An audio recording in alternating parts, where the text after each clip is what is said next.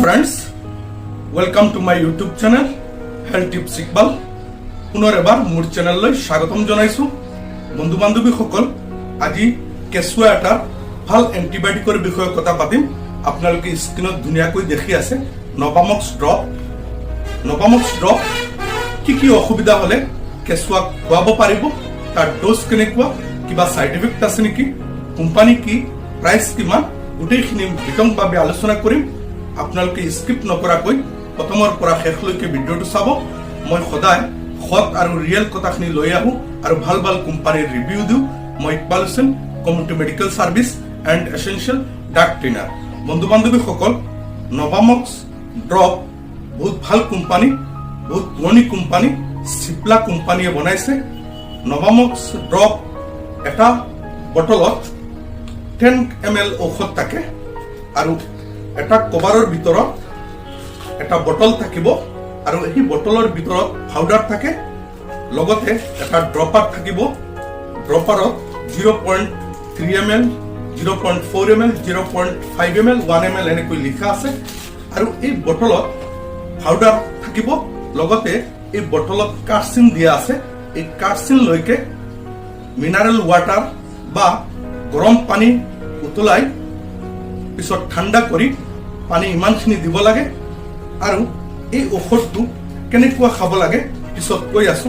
তাৰ আগতে নভামক্স ড্ৰপত কি কম্পজিশ্যন দিয়া হৈছে, এমক্সিচিলিন কম্পজিশ্যন দিয়া হৈছে। বহুত ভাল এন্টিবায়োটিক, কেঁচুৱাৰ কাৰণে সেফ এন্টিবায়োটিক বুলি ক'ব পাৰো। আৰু যিমান এন্টিবায়োটিক আছে সকলো এন্টিবায়োটিকৰ ভিতৰত ৰাজা এন্টিবায়োটিক বুলি এমক্সিচিলিনক কোৱা হয়। বিশেষ কোনো সাইড ইফেক্ট দেখা নাযায়, বিশেষ কোনো ক্ষতি নকৰে। নভামক্স ড্ৰপ কি অসুবিধা হলে কেঁচুৱাক খুৱাব পাৰিব। নভামক্স এন্টিবেক্টেৰিয়েল হিচাপে ব্যৱহাৰ কৰা হয়, এন্টিবায়োটিক হিচাপে ব্যৱহাৰ কৰা হয়। এটা কেঁচুৱা যদি বেক্টেৰিয়েল ইনফেকশ্যনৰ কাৰণে কেতিয়াবা RTI ৰেস্পিৰেটৰি ট্ৰেক্ট ইনফেকশ্যন হৈছে বা কেতিয়াবা কাহ হৈ গৈছে, চৰ্দি হৈ গৈছে, তেনেকুৱা কণ্ডিশ্যনত নভামক্স ড্ৰপ খুৱাব পাৰিব। কেঁচুৱা বেক্টেৰিয়েল ইনফেকশ্যনৰ কাৰণে কেতিয়াবা শৰীৰৰ তাপমাত্ৰা বাঢ়ি গৈছে, অৰ্থাৎ জ্বৰ হৈ গৈছে, লগতে কাহ আছে, চৰ্দি আছে, লগতে শৰীৰৰ তাপমাত্ৰা অতিৰিক্ত হৈ গৈছে, তেনেকুৱা কণ্ডিশ্যনত নভামক্স ড্ৰপ কেঁচুৱা খুৱাব পাৰিব।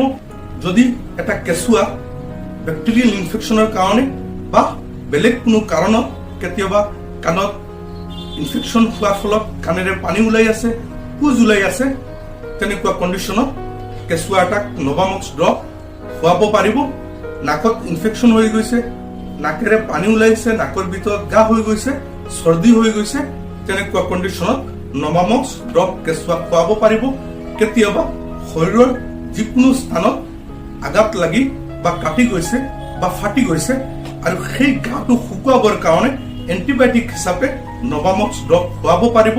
আৰু সেই কাটা বা ঘাঁ বা য'ত ফাটিছে বেক্টেৰিয়া গ্ৰ নহবৰ কাৰণে বা বেক্টেৰিয়াটো কিল কৰিবৰ কাৰণে, নষ্ট কৰিবৰ কাৰণে এন্টিবেক্টেৰিয়েল হিচাপে নভামক্স ড্ৰপ কেঁচুৱাটো খুৱাব পাৰিব। এক কথাত গ'লে এটা কেঁচুৱা শৰীৰৰ বা নাকত, কাণত, ডিঙিত ইনফেকশ্যন হৈ গৈছে, বেক্টেৰিয়েল ইনফেকশ্যন হৈ গৈছে, বেক্টেৰিয়াৰ কাৰণে কেতিয়াবা গা হৈ গৈছে, গাটো শুকোৱা নাই, তেনেকুৱা কণ্ডিশ্যনত নভামক্স ড্ৰপ কেঁচুৱা খুৱাব পাৰিব। নভামক্স ড্ৰপ খোৱাৰ নিয়ম, এজন চিকিৎসকে ওজন অনুপাতে, বয়স অনুপাতে ড'জটো নিৰ্ধাৰণ কৰে।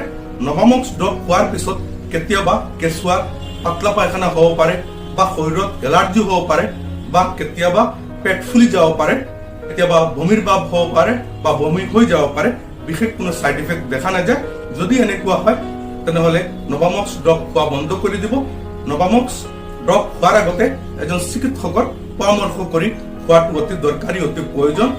যিকোনো ঔষধ খোৱাৰ আগতে এজন চিকিৎসকক দেখুৱাই ঔষধ খোৱাটো অতি দৰকাৰী, অতি প্ৰয়োজন।